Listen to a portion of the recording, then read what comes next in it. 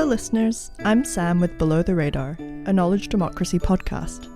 Below the Radar is recorded on the territories of the Musqueam, Squamish and Tsleil-Waututh peoples. On this episode of the Below the Radar B-Sides, we're joined by Ness Nöst, an independent singer and songwriter. Enjoy the episode. Hello, welcome to Below the Radar. Delighted that you could join us again this week. We have a special guest with us at our studios at 312 Main. Ness Nöst is with us. Welcome, Ness. Thank you so much. Really excited to be here. Ness, maybe we can start with you introducing yourself a little bit. Yes. So my stage name is Ness Nöst, and I'm originally from Ontario, and I moved out west, where I am now in Vancouver, about 9 or 10 years ago. And I'm a singer-songwriter, working musician, sometimes working actor here on the West Coast, and very excited to be here. What brought you out to the West Coast from central Canada? First, I was right before BC was Montreal, so I went to school, theater school there, and then after graduating, stayed there for a couple of years. Loved being in that city, but eventually sort of felt this need for change, and I didn't know exactly what that looked like. I just knew wanted to get away from the east, the winters, and ended up in the small town of Golden, BC, which is a little mountain town, which sounds totally random, but I was seeing someone at the time that had moved there, and I went just to visit and ended up falling in love with British Columbia and loved the mountain life there and was pursuing music more heavily, and then realized this small town's not a place to really grow a career. So, and the whole town itself too really was like, you got to get out of here, girl. So I moved to the next big city, which was Vancouver. Nice. And got sucked in by the beauty and the mountains and the ocean here. Not the affordability issues. No. You mentioned going to Montreal for theater school. I'm wondering if you could share a little bit of how you got involved in music. I imagine you've been playing since you were young, and going to theater school, there's a bit of music and singing you do there, but in that relationship between theater and music as well, because I imagine there's a bit of push and pull given you're still involved in the film industry a little bit. Yeah, so I really, the music comes from family, I would say first. I always credit the fam because it's a pretty musical household. Pretty much everyone, my brother, sister, father, actively make music in some way or another. My mom always sang growing up too, and even my extended family. My dad's one of 5. They all grew up singing in the Anglican church and singing outside of that as well, and even their kids are also, a lot of them, very musical. So it was around, and then not just that, but I have a brother who is a huge music aficionado, and he kind of gave me a major education at a young age. I have a big age gap between me and my siblings and my parents. And my brother used to sit me down, and we'd listen to records front to back, full CDs. And I found it a very unique experience because it made me really appreciate music in a way that I think now is lost, really largely lost.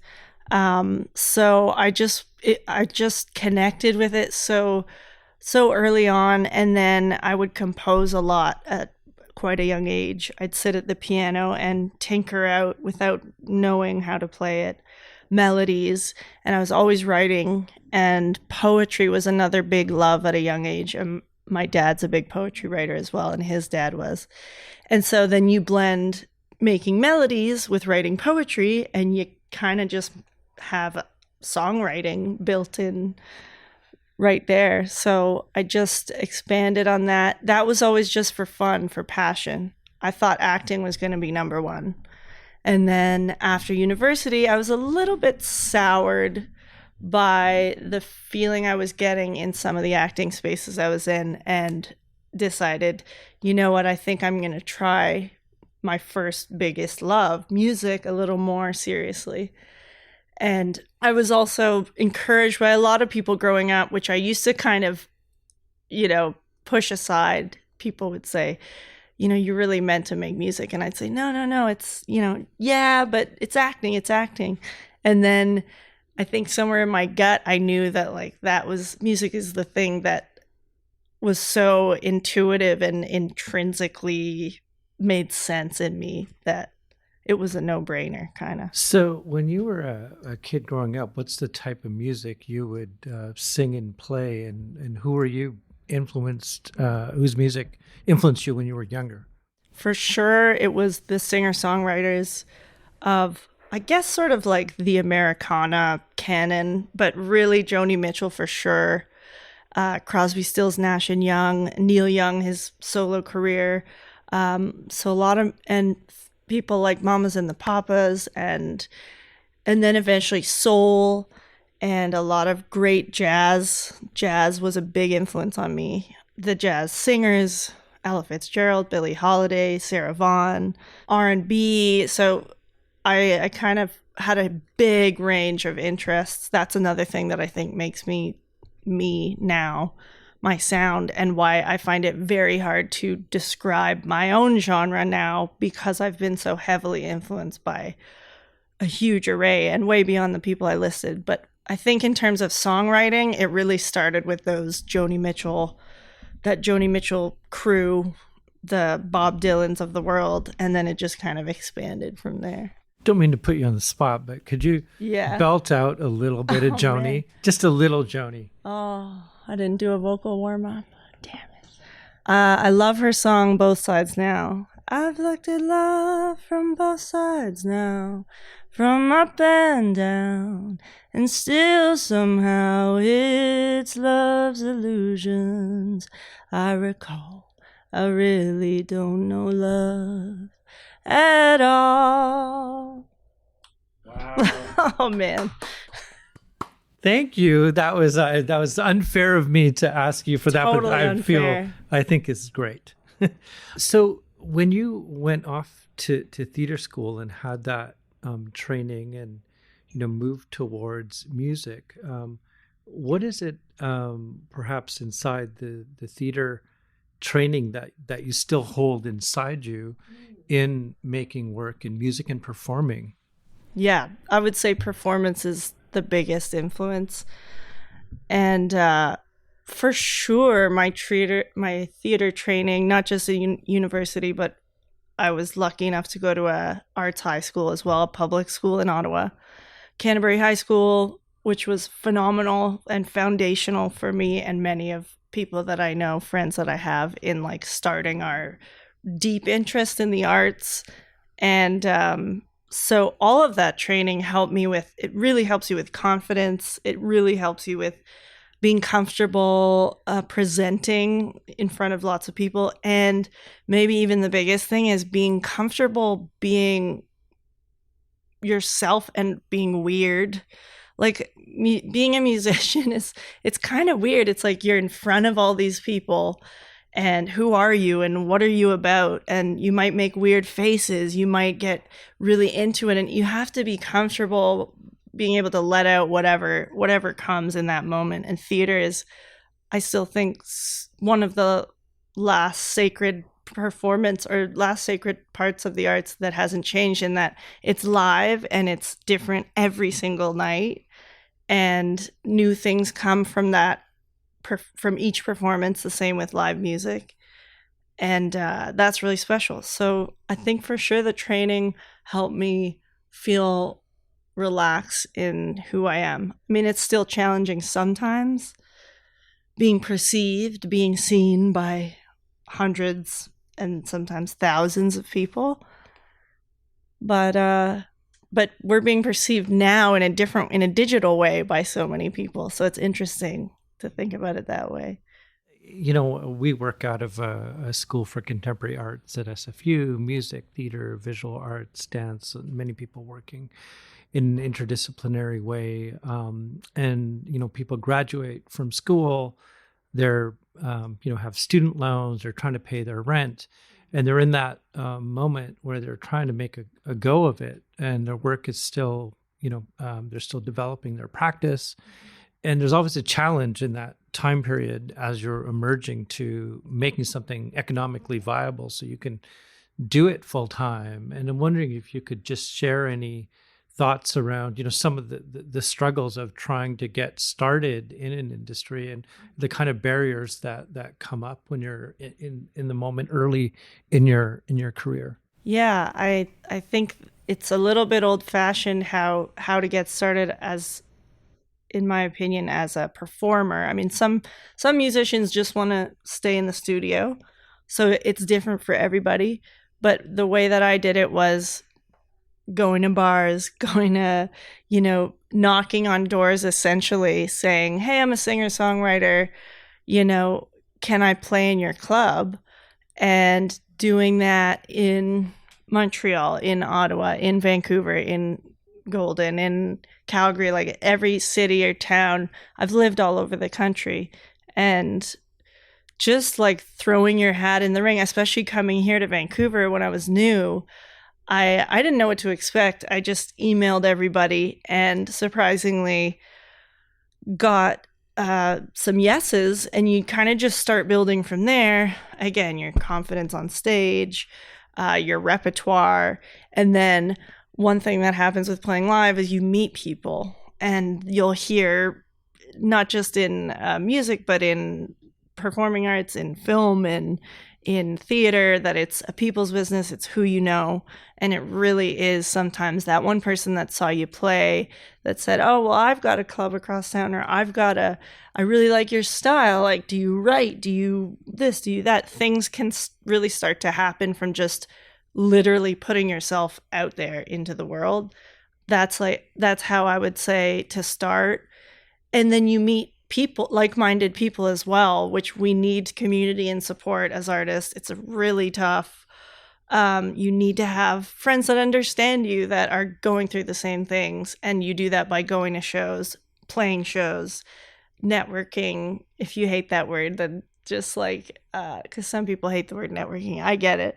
But it essentially is just connecting with other people.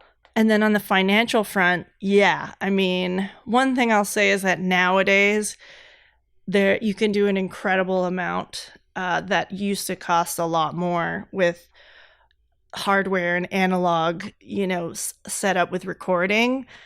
You can essentially do what it used to take many people and many, many thousands of dollars on your laptop. So there is that accessibility that's great for some people that can't afford to go to the studio. I mean, I even do half and half with certain records where I'll hire session musicians for certain things. And then for this EP that I'm releasing now, I took on the role of mixing it myself and producing it, which was like a passionate thing I wanted to do. But it also helps when you're not, making high level, celebrity level money as a musician, which most people aren't. So you have to get crafty. You have to be resourceful. That's huge as well. It's like being resourceful, knowing how to do a lot with a little, being willing to put yourself out and connecting with people, and also being shameless is huge, I would say. You really, like, I have friends that still say to me, like, I can't believe you did that. I could not do that. I'll reach out to people. I'll email. I'll maybe it's cringy, but it's not. It's like, even I'll see an act that's pretty big and then message them after and be like, you guys are incredible, blah, blah, blah. Sometimes you say, hey, if you ever need an opener when you're coming through town. And I've had people say, yeah, I'll actually put you in mind. If you become the opening slot for an artist that's bigger than you, that could launch your career. Like, and all that happens from having the guts to say, hey, like, I think I'm worth betting on, which I know for a lot of artists is like their nightmare. This is the last thing they want to do, but you gotta be willing at some point. Yeah, thank you. Thank you for sharing that. Yeah. I wanted to talk a little bit about your album, Working Hours. Mm-hmm. Maybe we can call it a concept album or some kind of thing. But where did the idea for it come from? I always wanted to do a themed project, and pre-pandemic, like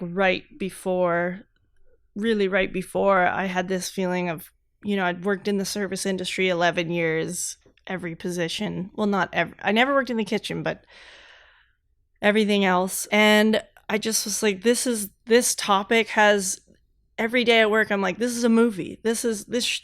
And now we have shows like The Bear. And I feel like restaurant life is getting its flowers, as some people say. It's getting its spotlight because the scenarios that go on, the intricacies, the characters, like, it's incredible content for storytelling.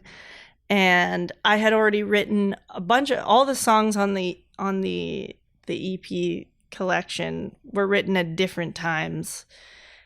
They weren't like, I didn't sit down and go, I'm going to write 5 songs about working in a restaurant. Some of them aren't even directly about that, but I found the through line in them. And then when the pandemic hit, I had a lot of time, and I decided, well, this should be maybe my first big project. So I crowdfunded for it on Kickstarter, which was a big undertaking and basically a full-time job getting that going. And then got the funding and put it all together, and had a lot of amazing friends and colleagues help me along the way. Again, to go back to like the how to make something work with either maybe you haven't done it yet or you don't have the budget for it. Like, a lot of people came in and helped me with creative elements of it. And yeah, I'm really proud of what it came together to be, which is like the story of a woman, the plight of a woman toiling her way through the service industry on her way to bigger things, and all the obstacles and people she meets along the way, kind of thing. Mm-hmm. The song "The Regular" really resonated. There's a bunch of articles written about it. There's a working class ethos in the songwriting, and wondering, what were the kind of influences you had, particularly for the album, and if you could walk us through some of the songs and what they're about. Yeah. So The Regular, maybe I'll start at the top. So "Made for You" is the first one. It's spelled made as in housemaid, number 4, you. I was a maid as well as working in restaurants.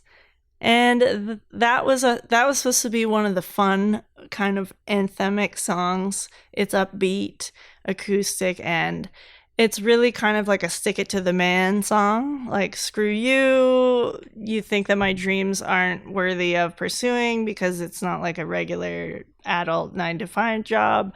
Screw you. It's also like a lot of these songs for me, underpinnings were like anthems for women, especially working in those industries, because we're up against a lot working in those front facing public service jobs.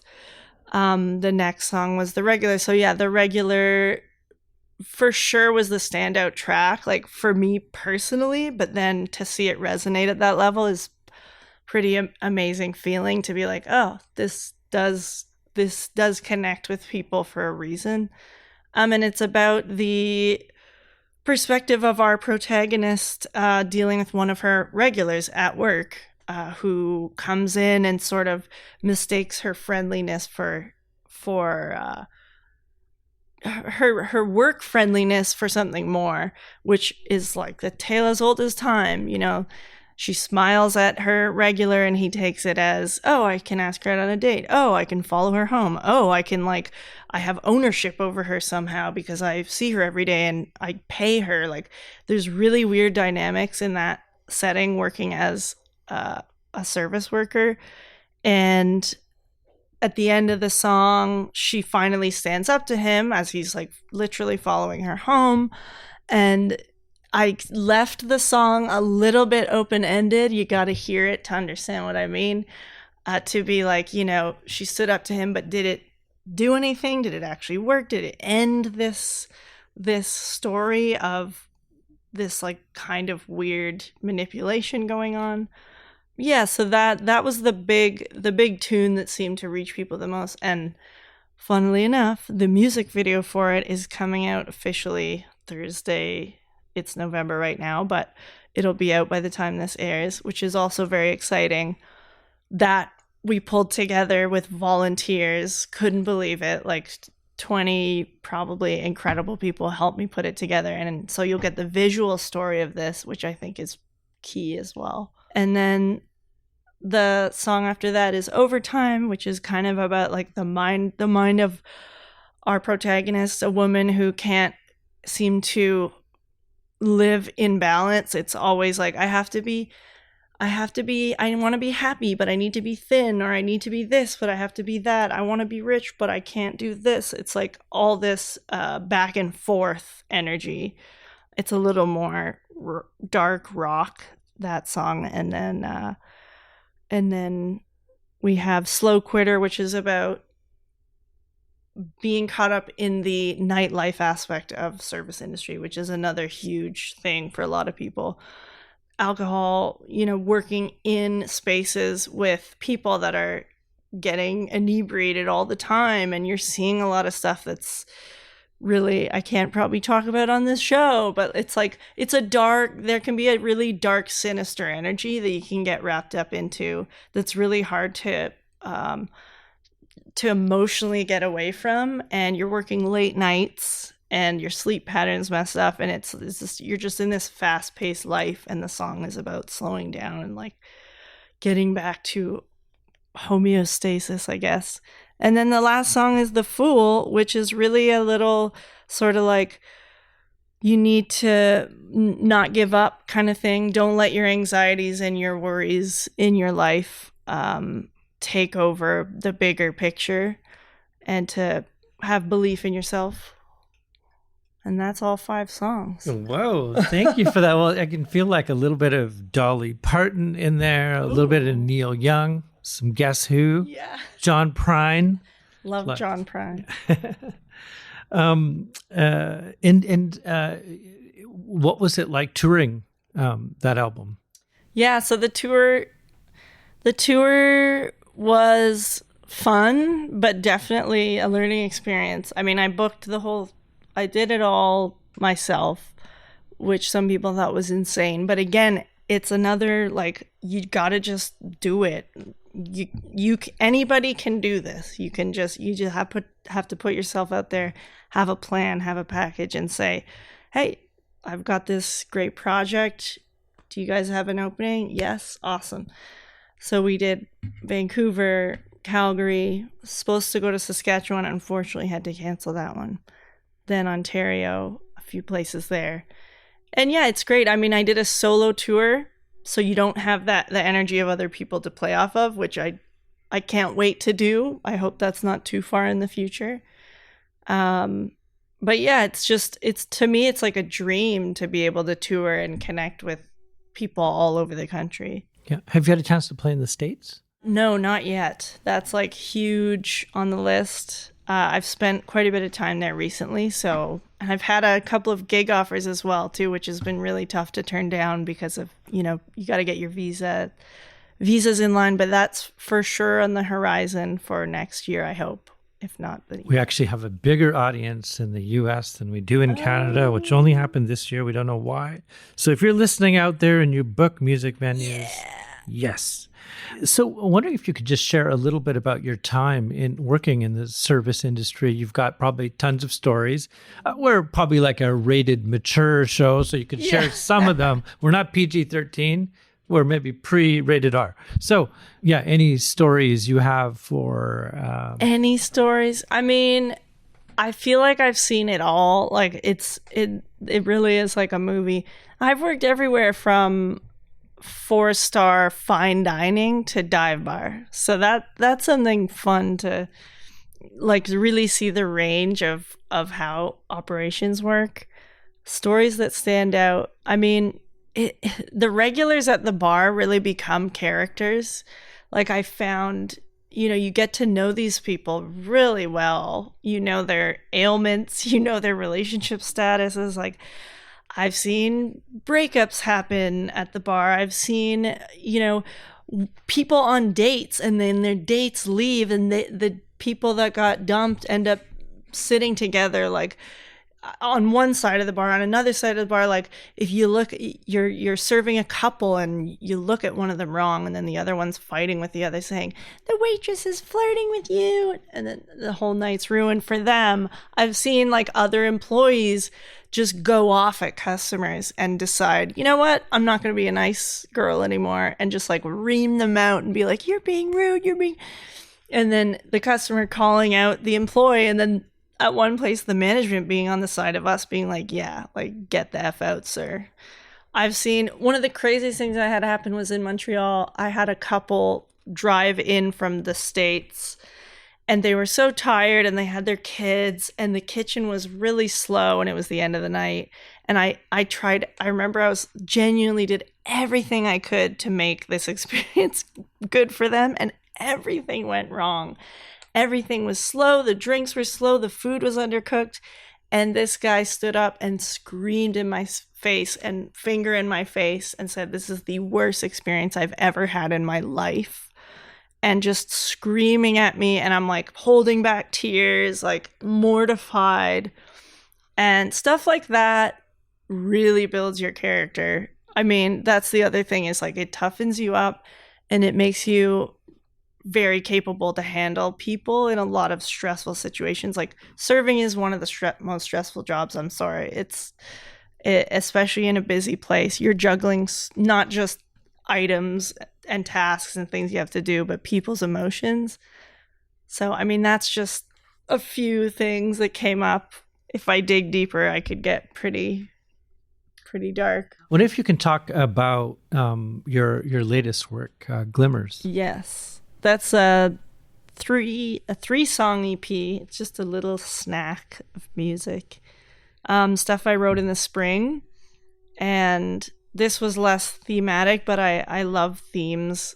So I tried to find a through line through these 3 new songs that I'd written as part of a workshop. I did a workshop with School of Song out of the States. It was really great. And this was led by the artist Buck Meek, who's the lead guitar of the band Big Thief, who are fantastic. So out of that workshop came these songs that really came from a different part of me. Working Hours was really narrative heavy and lyrical heavy, and like it's telling a story, you know, it's painting a visual. And Glimmers is way more emotional and vulnerable too. Definitely the most vulnerable songs I've written in a while. And I put 2 of them out, and the 3rd will be out in the new year of 2025. And I'm excited about them. And I did take on the whole project alone this time. So from writing to recording to producing to mixing. And that was a lot, but I knew what I was getting into. And it was nerve-wracking kind of putting them out because of that, being like, you know, will it be at the standard that it needs to be, especially after putting out an EP like Working Hours that kind of got me further along in my career, to put something out after that I made entirely myself. At that point, you have to just let it go. And as they say, Jack White said once, which I repeat a lot, he says, when you release music, it's not yours anymore. And I love that, because it kind of helps you let go too, to be like, you don't know how it's going to be perceived or how it's going to resonate, or how, you know, people might take things from it that you didn't even have no concept of. But so far I've been really very touched by how the first 2 songs are resonating. They're called, the first is So I'm Told, and the second is called Wielding. Now, you've mentioned about having sort of themes to your music related to the ecological, the environment, nature, and you grew up in a farm, as you said earlier, but wondering if you can speak a little bit to kind of how, you know, that broader piece of environment and nature is inflected in your recent work. Yeah, so Glimmers, and by the way, I'll just mention what Glimmers means. So Glimmers, the word, how I learned about it in recent years is it's sort of little sparks of joy in the darkness or mundane parts of life. So I was asking my audience, you know, what's your glimmer? What gets you through the tough times. And it's not about being a big profound thing. It can be something like, my socks were matching this morning and it made me feel really, it just was like, oh, today's going to be a good day. It can be that small to something really profound. So each of those songs for me is like has an element of hope through the toughness. But I recorded it and did all the producing on my family farm in the summer. And, you know, there's cows roaming by and there's chickens outside, and I made all of working hours there too. So it's a very sacred place, and nature is just so important. I mean, part of why I live here in Vancouver, and people would say, well, why haven't you moved back? Why aren't you in Toronto? Why aren't you in Montreal? That's where all the fuss is with music and stuff. And I go there regularly, but there's something about the natural landscape in BC that is so profound to me that like changes how I feel emotionally, and the appreciation for it too here I think is amazing. And I've been learning a lot about Nordic countries too, which is my ancestry, Norwegian, and how nature is such a fundamental part of children's upbringing there, and people just day to day, and how that affects the well-being of the society there.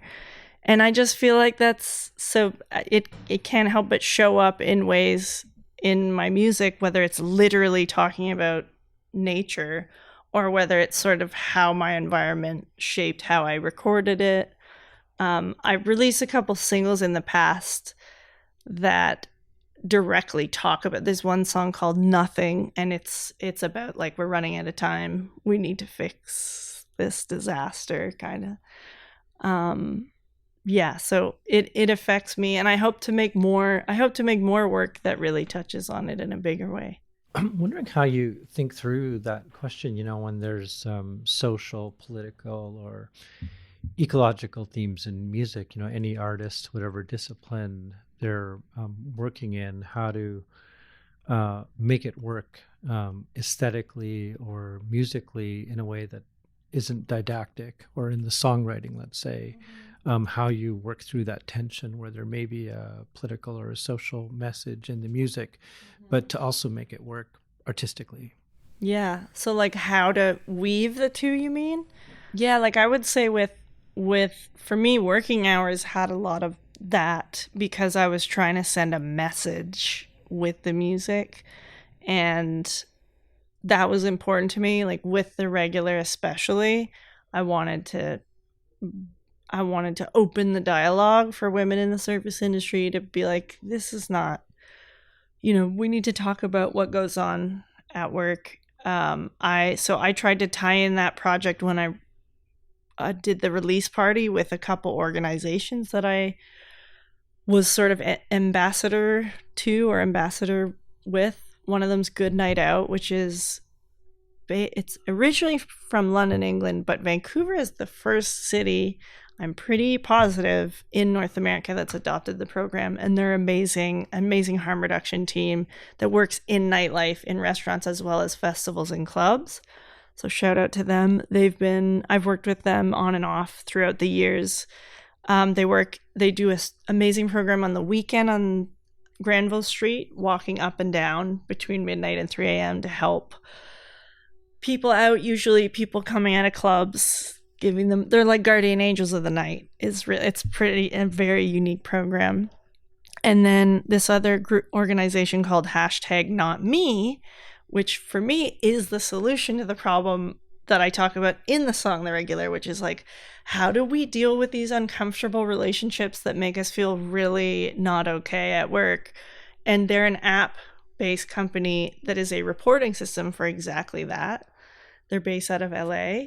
And I just thought, I was like, wow, if I had this when I was working, it would have been a game changer. You can report anonymously anywhere in the world as an employee, but also even as a customer. If you say, I'm at XYZ bar and I just saw the manager like harass one of the servers, you can report that anonymously, and all the data goes to each restaurant team, and not just restaurants, any type of organization, company. So to me, I was promoting these groups, and to me that was my way of using a bit of activism tied into the music that made sense for what the storytelling was in the songs. And then also like meta to actually perform them in bars with those employees that I'm singing to service industry people about service industry, and then talking about service industry services. Say that word again. Yeah, so that was for working hours. It really made sense to use kind of advocacy woven into how I put it out into the world. You talked about the dynamics of women working within the service industry, but also as an early career musician. The music industry is also heavily dominated by men. There's a bunch of barriers and structural, cultural issues, depending on which parts of it you're intersecting with. But wondering if you could speak a little bit to kind of the culture of the music industry and kind of the barriers and other issues that arise from the way that it's structured. Yes, for sure. We're not equal in the music business, the music industry yet. No matter what some folks might want to say, the biggest way to notice that, in my experience, is walking into any music studio or music records, like record executive office or music studio or music space in general, a music store. Long and McQuaid, like it's all dudes. Sorry, but it's largely the case. And so it can be very not just intimidating, because I don't want to give that much credit to like, oh, all these spaces are intimidating, but frustrating. And like, I've played so many shows over the years and I'm so used to it. But the connection you have with someone like you is like nothing else. So it's nice to be like, oh, there's a woman here that I can get support from, or you just relate on a different level. And the other thing is, I had a project a few years ago and I wanted to do all women team, like produce, mix, engineer, all the musicians. I wanted to do this. It's all been made by women.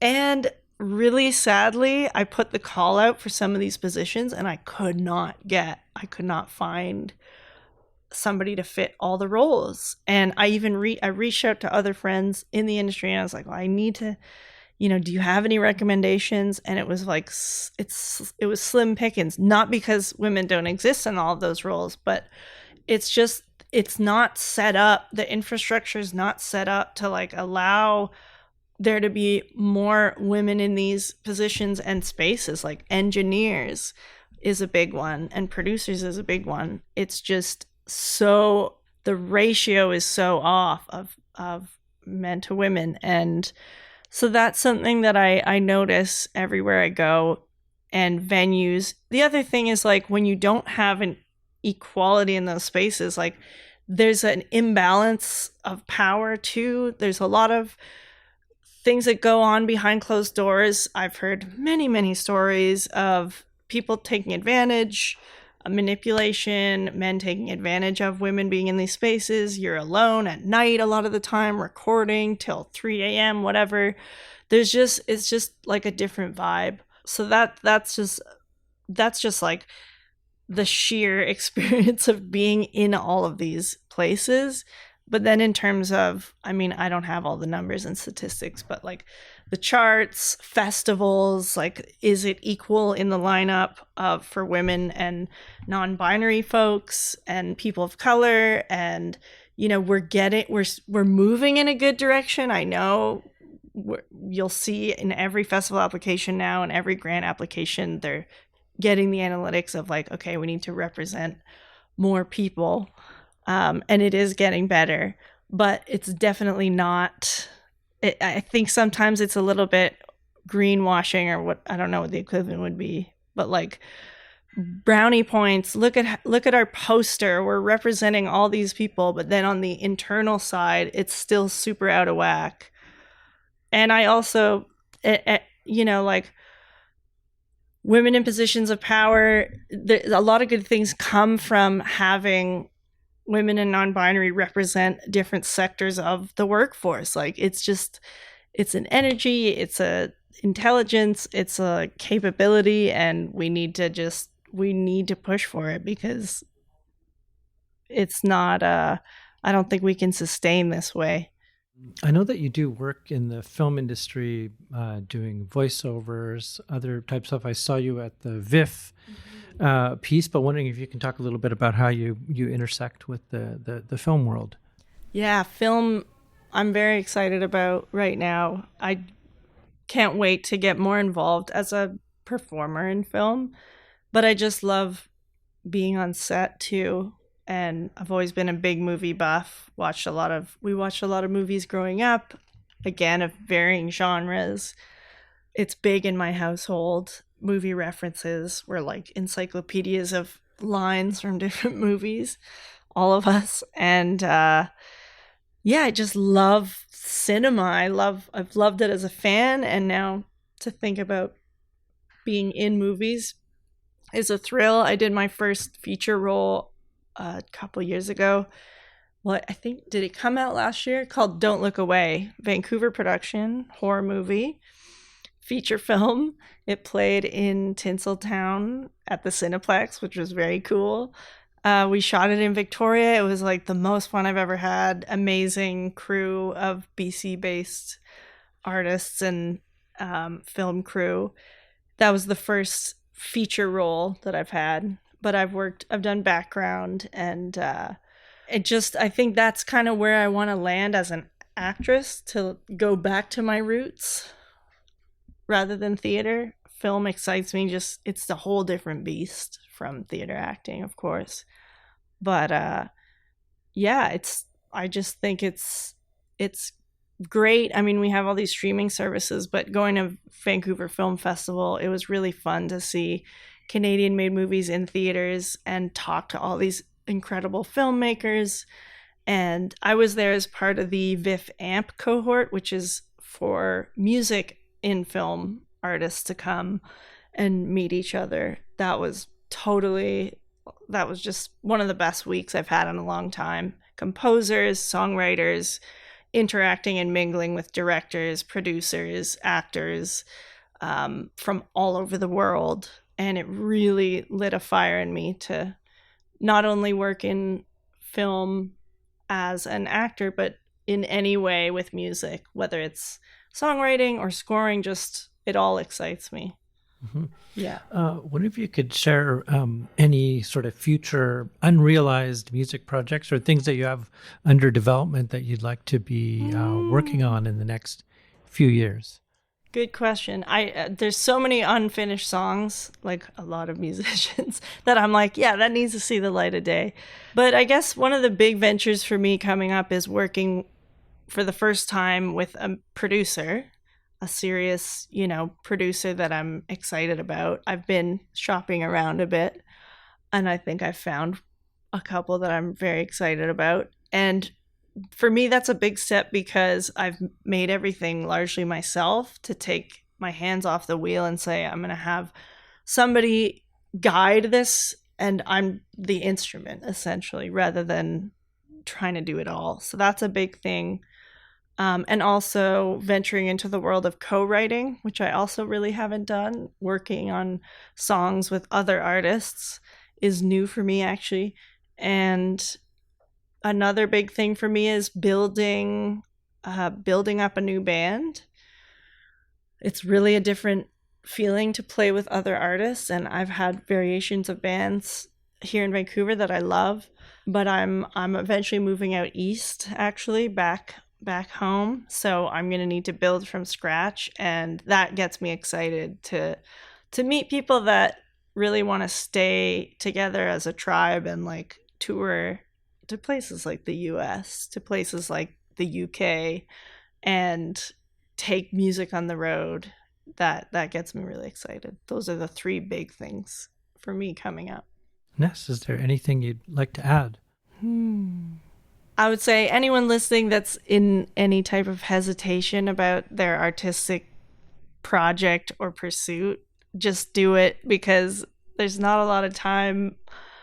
You know, we don't know what tomorrow holds, so don't worry about being embarrassing and just go for it, and you're going to feel awesome that you did. Ness, thank you so much for joining us on Below the Radar. Thank you so much for having me. This was great. Below the Radar is a knowledge democracy podcast originally created by SFU's Vancity Office of Community Engagement. The Below the Radar B-sides are supported by Vancity Credit Union. Thanks for listening to this episode with Ness Nöst. Find out more about her work in the show notes. Thanks for tuning in.